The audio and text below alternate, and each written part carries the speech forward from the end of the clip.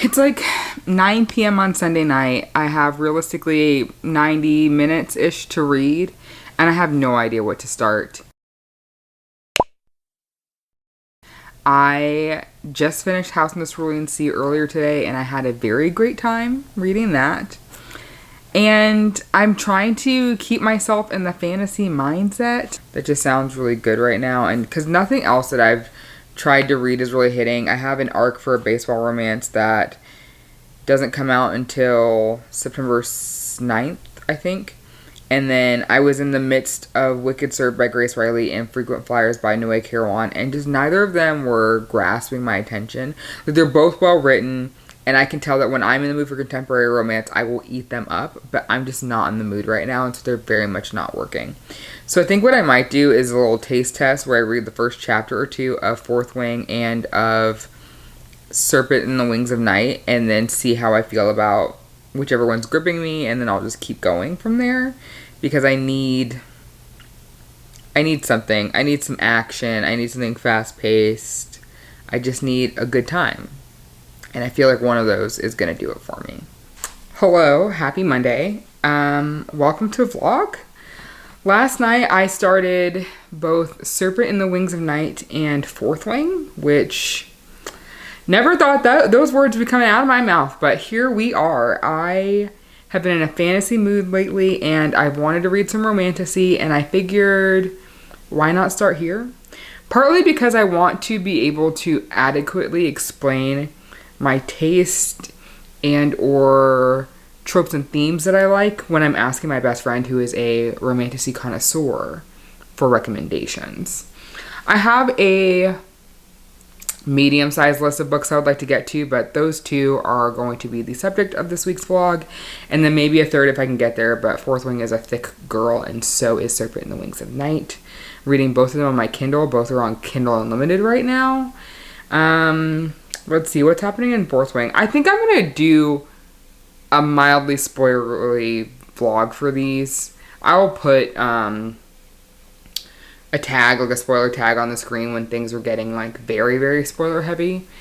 But it would just be fun to, I think, do that so that I can actually adequately tell you what's going on and how I'm feeling and my thoughts and feelings of the book. So I decided that I would commit to the one that grabbed my attention the most from the very beginning, and I think I will enjoy Serpent in the Wings of Night more in the long run, but Fourth Wing grabbed my attention immediately in the beginning. And I think part of it is just because, and honestly, it opens like a CW show from like 2012, and you know, if you know, you know. That's all I have to say about that. I don't think the writing and I are going to be friends, but so far I am into the shenanigans that are happening. Everything is over the top. It's dramatic. It's Divergent light. Yeah, I don't really have much else to say. I'm on like chapter 3. Violet made it across the parapet thing. A boy wanted to throw her off. She had the chance to stab him in the balls and she didn't, so she's already on my shit list. What else has happened? We've met a guy named Dane, who I'm told I'm supposed to hate at some point. And we've met Xaden, who is supposed to hate Violet and seems to, but I can tell is already going to be her man, you know. The four to her tryst, if you will. Yeah, I don't... The vibes are fine. I'm not super excited, but I'm also not excited. That sounds weird. I don't know what I'm going to do. I have a lot of driving this week, and I need an audiobook to listen to. Maybe this will be the third book. I have been told to stay away from the Fourth Wing audiobook as if my life depends on it, so I'm going to follow those instructions. I think I'm going to do the same thing for Serpent in the Wings of Night. I don't know, I was reading that and I didn't feel like I needed an audiobook for that, if that makes sense. So now I need to find something to listen to that either is so vastly different as a fantasy book that I can keep the storyline straight in my head, or I need to pick up like a romance or contemporary or lit fic or something, because I have a lot of driving to do again this week for work, and I would like to keep the audiobook gang going. So I will let you know what happens with that. Maybe you'll get a car update from me this week. But yeah, I just wanted to check in, let you know what's going on. Welcome to the vloggy vlog. I'm making some dinner, so if you can hear the foil screaming inside of my air fryer, roasting up some broccoli in there. But yeah, I'm just gonna chill night. I'm gonna read. Gonna walk my dog. Gonna have a good time. So let's get into it.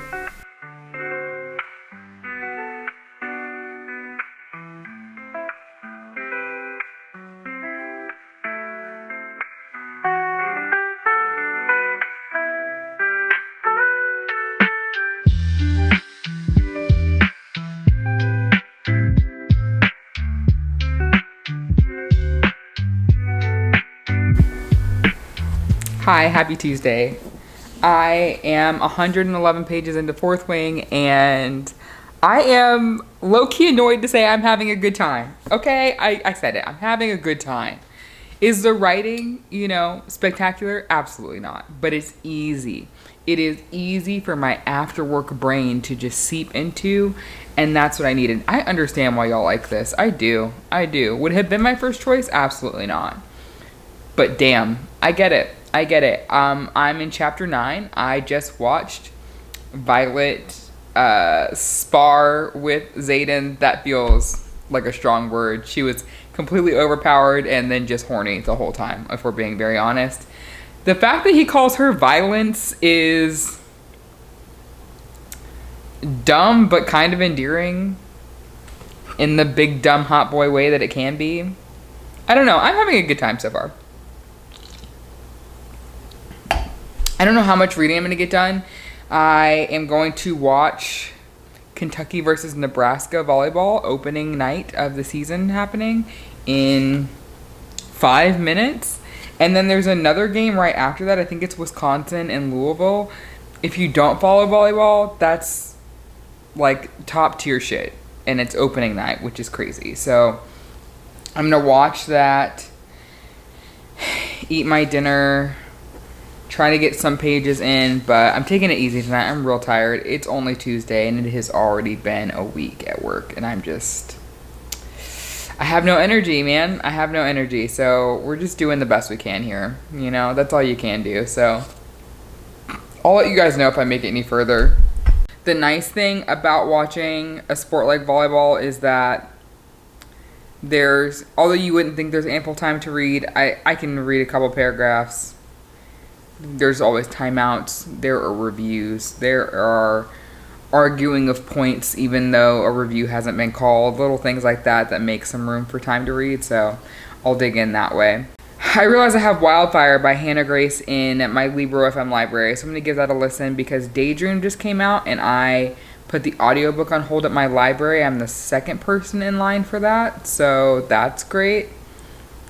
I did not love Icebreaker, but I have been told that Daydream is a lot better and that Wildfire was a lot better and that Daydream is very different from Icebreaker, and Henry was my favorite character from that first book. So I think I am going to still give that a shot and see if it gets better for me.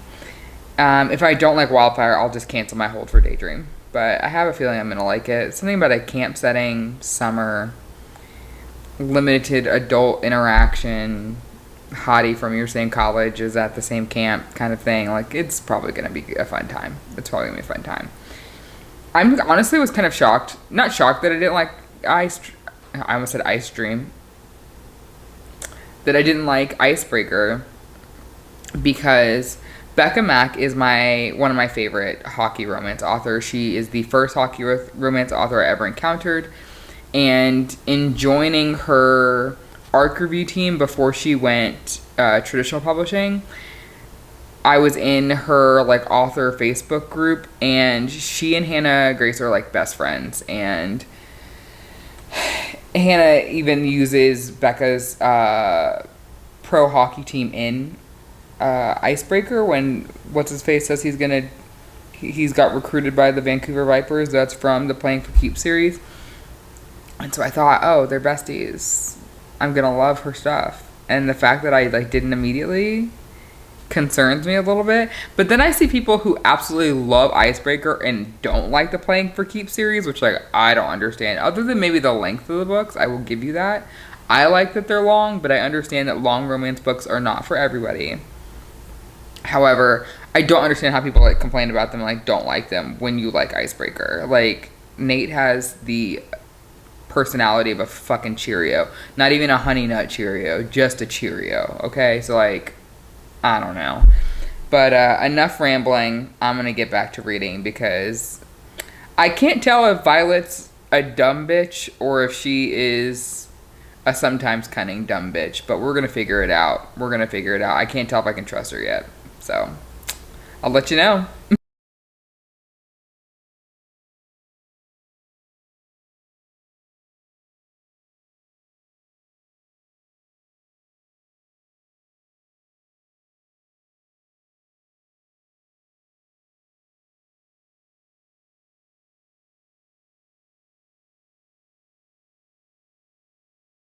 Hey, what's up? Hello. Happy Saturday. I am buzzing around this morning doing little things. I am making some sourdough bread, which is going to be an all-day affair. You'll get updates.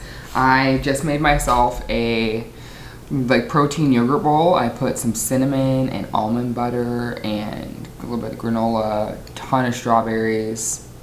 This is going to be so good. And I'm going to eat this while I finish Icebreaker. Not Icebreaker, while I finish Wildfire. I cannot believe that the same author wrote both books, though. If you had told me that before, I don't know that I would have believed you, because this, night and day difference. I'm having the best time with this. I've been listening to the audio. I had it in my Libro FM library. I don't know if I just picked this up myself or if it was an ALC a few months ago. Russ is the sweetest little golden retriever baby. And I just want to snuggle him and hug him and make his world all right, because that boy has some wounds, let me tell you. He's got some scars. And so does Aurora. And I think the reason people have a tough time with this is these two had one of the hottest hookups in the very beginning of the book.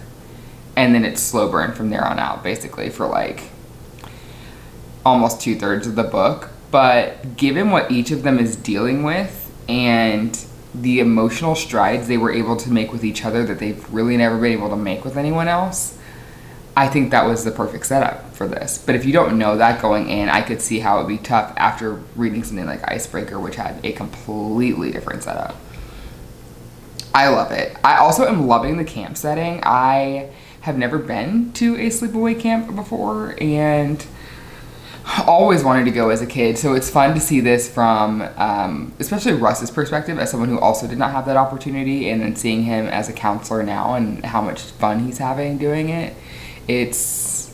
I don't know, it's really enjoyable. I've been laughing a lot. There have been a lot of awe moments. I normally hate overused like pet names, but the way he calls her sweetheart and the times in which he uses it, perfect. And it's not one of those like replacement for your name situations. It's because she has never had someone who's like a significant other actually like value and treasure her, and every time he says it, it's like he's saying like, I treasure you. And it's just, it's so sweet, and he's so in tune with what she needs and when she needs it. It's honestly kind of wild. It's really not when you think about all of his trauma. If you like read the book and like understand what he's been through, you can understand how he can kind of easily peep someone else's emotions and their wants and needs before they even say it sometimes, because that's what happens when you deal with an addict in your life, is that you tend to anticipate needs so that your life can be, you can try to reduce the stress in your life. So I get that, but it's still super sweet to see. I'm having the best time. I'm going to finish this morning, and then we're going to dive back into Fourth Wing, because I have been looking forward to that. I had some oh shit moments the other night when I was reading, but I didn't come on to update you because I just knew if I updated you, I would want to keep reading, and I really needed to go to bed so that I could be fresh for work the next day. So I'm going to do my next steps on this bread, finish this book, and I will update you in a little bit. Okay, quick update. I finished Wildfire this morning. Had such a great time with it. I'm giving this 5 stars, which is wild because Icebreaker, I think I gave it 3.5, but was really like a 2-star, and I was just kind of being nice. I loved everything about this, and I was so scared that I wasn't going to, and I'm so glad to be proven wrong. So glad. So I don't know if I even gave you a synopsis of this. Russ and Aurora hook up at the beginning of this book at the end of year hockey house party, And Russ is in the bathroom trying to hype himself up to ask her out because he, despite giving her a mind-blowing performance, is still very anxious and nervous to speak to her and to like try to take a next step and not have it just be a party hookup. And while he's in the bathroom hyping himself up, she sneaks out. And he's like, well, shit, like, okay. Next day, they both arrive at the same summer camp to be camp counselors, and he takes it upon himself to basically ignore her, thinking that she snuck out because she didn't want to see him again, and he didn't want to make her uncomfortable because sweet baby Russ is always thinking about other people's feelings, but he never actually asked her how she felt.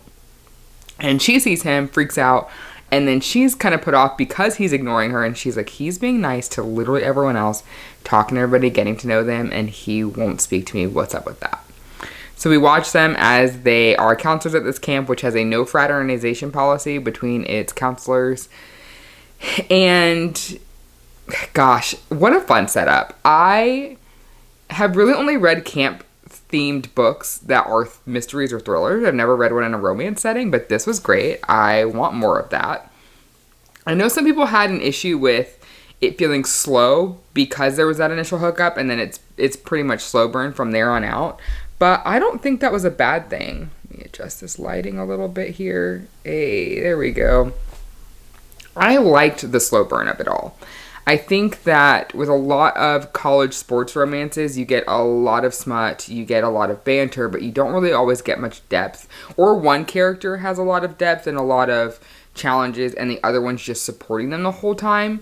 With this, they both did. I really like that Hannah Grace feels the need to give her not only side characters' personality, but that she doesn't make her romances all about the FMC, and the MMC also has things going on. I say that, but that was my gripe with Icebreaker.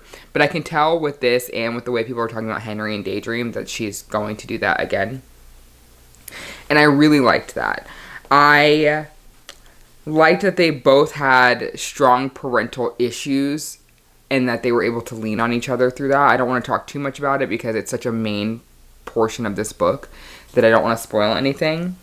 But if you have daddy issues, be prepared to have them unearthed as you're reading this and maybe tear up a little bit. So fun. What else do I want to say? It was sweet. There were lots of cute little like date moments. They got days off at this camp, which is like unheard of. But they do that at the camp, and they would take their days off together, which was very sweet. And Russ kept telling Aurora, like, I'm really trying not to break any of the rules that have been set out for us. I really need this job. And she's decided that she wants to turn over a new leaf and be a better person, even though she's great. You get into that as you read this. And so she tells him, like, okay, like, I won't do anything to, like, get us fired or, like, get you in trouble. And so they have all these cute dates. And at most, he kisses her through them. And that's like at most. On some of them, that doesn't even happen. But there is this like physical intimacy between them that's really sweet. And the actual intimacy between them in the way that they both, I don't want to say comfortably share their insecurities and their feelings, because I don't know that Russ is ever going to be comfortable with that. But Aurora made it such a comfortable place for him to safely be afraid of things that are going on, that he still opened up and shared with her, which is a thing that he does not do. And then she also did that with him in a way that's different than her general oversharing personality that we see with everyone else. It was great. It was great. There were moments where I felt like I could see these two people sitting in my room as I was reading. And that is the mark of a good story. When you can really see what's happening. So good. So good. I am shocked. So if you hated Icebreaker and you're like, I'm never reading another book in this series, you might pick this one up. I also like that the characters in Icebreaker showed up in here, but not so much so that you couldn't have just picked this up and skipped Icebreaker altogether. So that's also a possibility if that's the thing that you were thinking about. So I'm going to go eat some lunch, and then we're going to dive back into Fourth Wing, because I would love to get that finished today. It's August 31st, and what better way to end the month than finishing the books you have pending? But if I don't, it's no big deal. I really wanted to get this one finished, though, and I'm glad I did. It's getting good. It's getting good. I don't even know where I left off, to tell you. I was messaging a friend asking her if I should bother with the audiobook, because I had heard that the narrator was sick when they recorded it, and so it wasn't good quality, but apparently it's been re-recorded, and so it sounds better, but not great. I am now 347 pages into this book. So much has happened. Violet reminds me a little bit of Feyre from the ACOTAR series, in that the moment she gets just a smidgen of ability to do anything, she turns into the dumbest, dizziest bitch, thinking that she has the power to do whatever. What are you going to do against a legion of griffins? You can't even stay on the back of your dragon. What? Girl. Ooh, she gets to be part of the Dumb Bitch Book Club with Feyre because wow. Dumb. But I appreciate her spunk. I do. It's gonna get her killed, but I appreciate it. It's fun. I understand everyone who hates Dane now. I do, because wow. I really want Taryn to eat him or spit roast him over his talons, or, you know, let, what's the other dragon's name? Sigale? That's Rorson's dragon, right? Yeah, let Zayden's dragon have fun with him, you know, because, my God, what an insufferable, It was fine at first when it was just like the general protectiveness, and obviously it wasn't helping her, but you could see where it was coming from. I drew the line at when Amber got called out and what he did there. That was when I was like, okay, we hate him. I can't stand him. You know who I would love more of is Rhiannon. I love the friend that she is to Violet, and that she has been since day one, since Violet shared her boot with her. And I love the mean mug she gives Dane whenever Dane is doing too much. It's great. I'm interested to see what happens with Mira. We got only that really small glimpse of her when she was trying to help Violet before she went across the parapet, and then we just saw her again just now when they were visiting a compound that's supposed to be at the safest outpost, but shit happened, because of course it did. And I don't know, she kind of reminds me of Dane in that it feels like she maybe leans into the rules maybe a bit too much when Violet's asking her and says, hey, like, we haven't been hearing about this in our, you know, strategy class. I forget what it's called, but where they're supposed to go over, like, what would you do if this scenario happened to you and you're in war?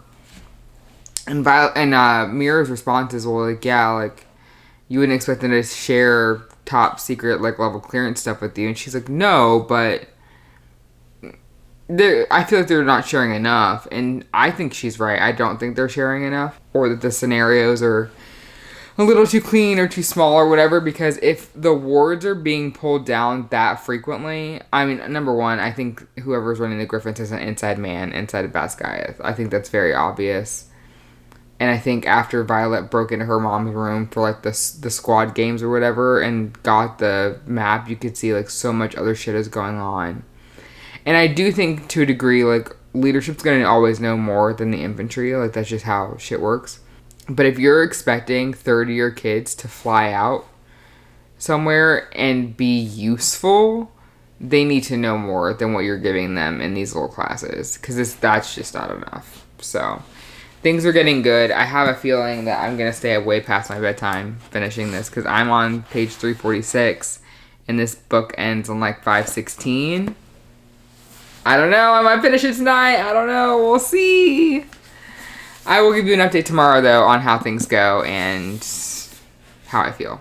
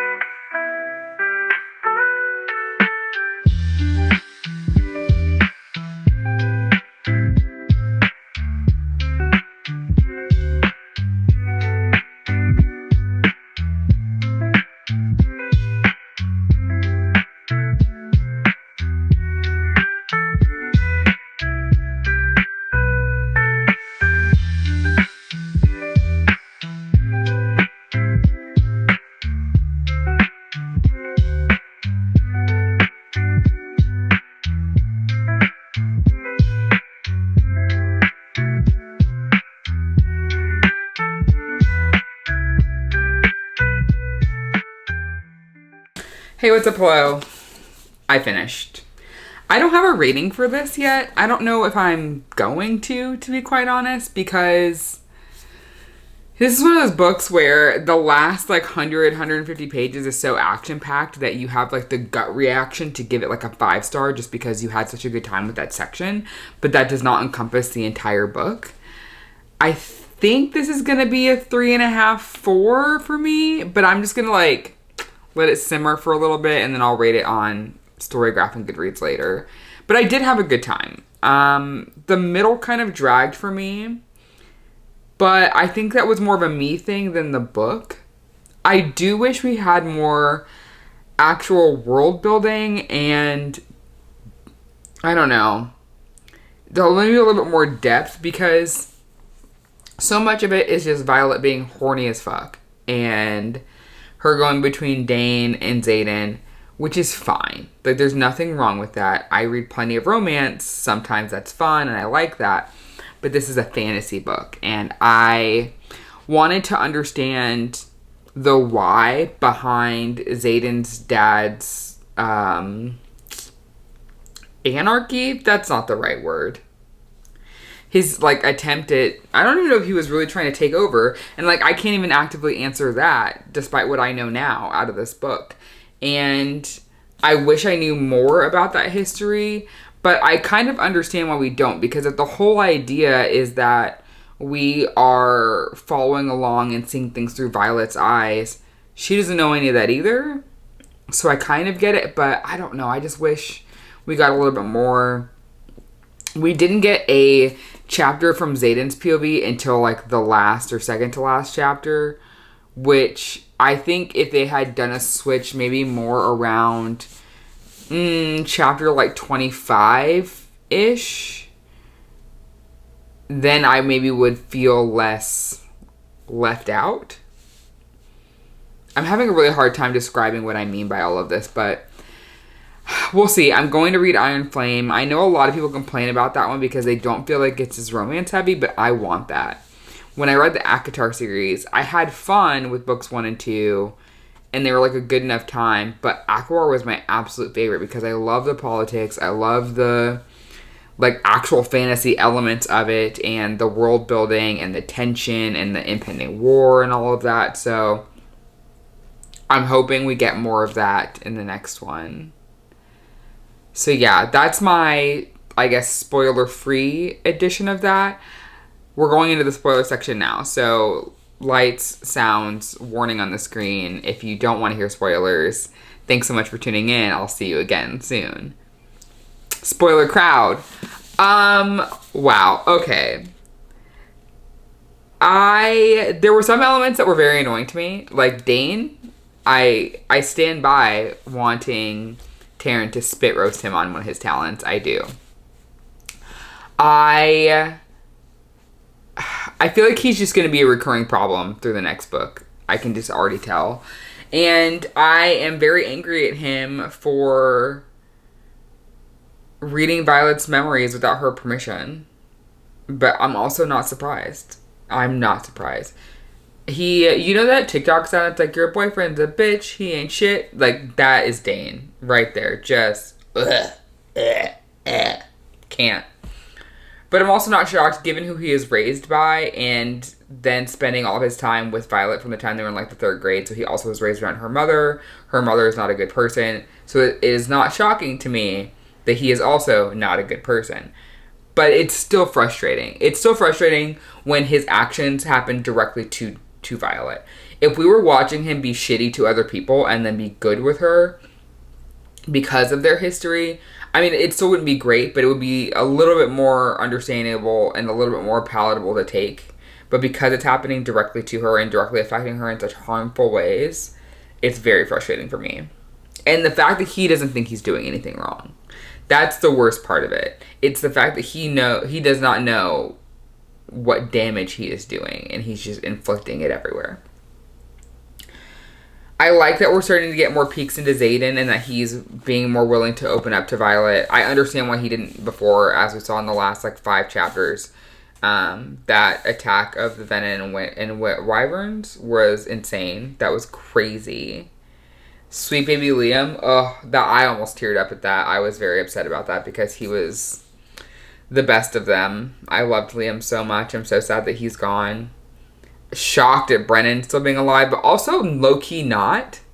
I don't know how to describe this. I thought either Brennan or her dad was still going to be alive, just based on the way. Okay, so the book that keeps coming back that her dad had showed her when he was still alive and that she had still. I just felt like one of them was still going to be alive. I'm not surprised that it's Brennan over it being over her dad, just because Brennan has the power to mend, and it's just not shocking that he's still alive. I'm not sure. I mean, I guess that battle's always portrayed as the shit. I already forgot what they're called. The flyers who fly the. What are those things called?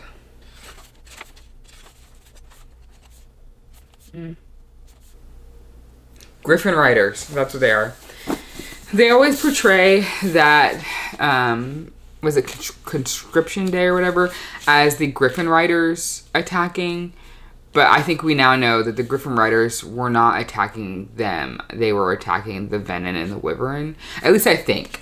I feel like we probably still don't have the whole story that day. It's also possible that the Dragon Riders attacked the Griffin Riders. So I don't know. This book has all the elements of fantasy books of the past. Like, I can see Akamath in here specifically with Xaden now having a line right into Violet's brain. That's not uncommon though. Like the whole fated mates mind connection, like that is a common trope for this. So obviously I'm not surprised that that's happening. But then also her now, she's going to have to learn how to put her mental shields up when it comes to being around Dane. So that if he does touch her, that he can't just take her memories. And it's the fact that she would have no way of knowing. And it was like that in the Akatar series too, which is really my only point of reference for that. I know, generally speaking, that that's not an uncommon skill or, I don't know, magical enhancement, if you will. But I just haven't really read anything else where that's really happened. But it was like that there too, where for a mind reader as skilled as Reese, he could be in and out of someone's head before they even realized it if they did not have strong mental shields. And Violet's going to have to figure that out, because there's no way that she's going to be able to avoid Dane if she goes back to Basgiath College. And then obviously her mom, dear God. I feel like we're gonna get a lot of war, a lot of being at outcrop cast out. What are those things called when you're at a battleground, and it's you're in the little fortress thing? I don't know. I feel like they're gonna be off at some of those, probably in Griffin territory, or staying where they are. Where is it Orisha was the name of where that used to be the land of the marked ones. So I don't know. I'm expecting a lot of chaos and negativity in this next book, and less romance, which I enjoy a romance subplot in fantasy when it feels like, I don't say it feels like it's moving the story forward, because it was moving the story forward in this, but it just, at times it just felt just unnecessarily horny, if I'm being really honest. I was just Violet, girl, go get a vibrator, use your fingers, deal with what you need to deal with so we can move on. Because at times it just felt like she was just sitting there ogling Xaden, and for what? Because, and I think this is where having a couple of chapters earlier from his point of view would have been nice, to know that it was actually reciprocated, because we could kind of see that he felt some way about her, but he was so tied into hey, I'm not just a squad leader, but a wing leader, and then also all of the secret shit he had going on, he couldn't really be close to her, because there's no way that if he had given in earlier that she wouldn't be asking a ton of questions, and then him have to either clue her in or just immediately break her heart into shambles. So I don't know. I had a good time. I'm interested in starting the next one. I am going to grab the audiobook for it, I think. Because at this point, this is one of those stories where I don't need to sit down and read the book. I didn't tab anything. And I probably won't. I highlighted a little bit in the Kindle edition that I had, but I had just gotten that from Kindle Unlimited. I don't think I'm going to do the same thing for... Excuse me. I don't think I'm going to do the same thing for Iron Flame. But man, that was a good time. That was a good time. I won't lie. It feels good to be back in the fantasy beat. And... you know what? There's something for popular fantasy books. Like, even if they're not always the best, like, they're popular for a reason. It's just because they're a good time. And I don't know if popcorn fantasy is a term, but I'm going to make it one. Like, there is for, like, popcorn thrillers, where, you know, it may not be, like, super quality, but the action is frequent enough that you're having such a good time. And if you're not having a good time, it's at least a page turner. And you just, you know, pop your popcorn in as you're reading, seeing what's going on the next page. And this definitely felt like that. So, had a good time. Ready to start the next book.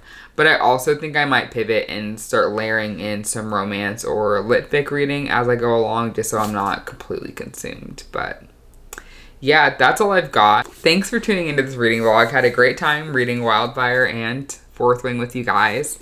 Would love to know your thoughts and feelings on these books.